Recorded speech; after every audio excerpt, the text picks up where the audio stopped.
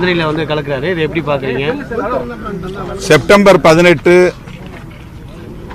ரெட்டமலை சீனிவாசனாரின் நினைவு நாள்.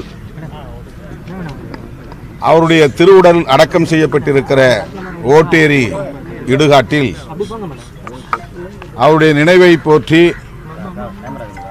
உரிமை களம் என்கிற ஒரு நினைவிடத்தை விடுதலை சிறுத்தைகள் கட்சி 2000 ஆண்டில் நிறுவினோம்.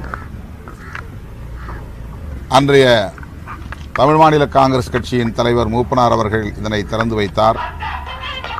24 ஆண்டுகள் ஆகின்றன.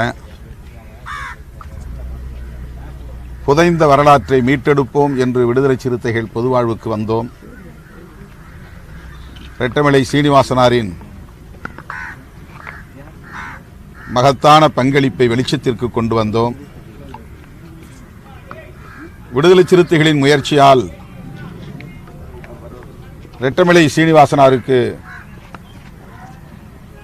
செங்கல்பட்டு மாவட்டம் மதுராந்தகம் அருகே அரசு மேலும் ஒரு மணிமண்டபத்தை எழுப்பியிருக்கிறது.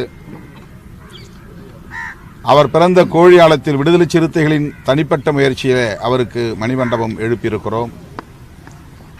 புரட்சியாளர் அம்பேத்கர் அவர்களின் சமகாலத்து தலைவர், சொல்லப்போனால் அம்பேத்கர் அவர்களுக்கு முன்னோடி மூத்த தலைவர்.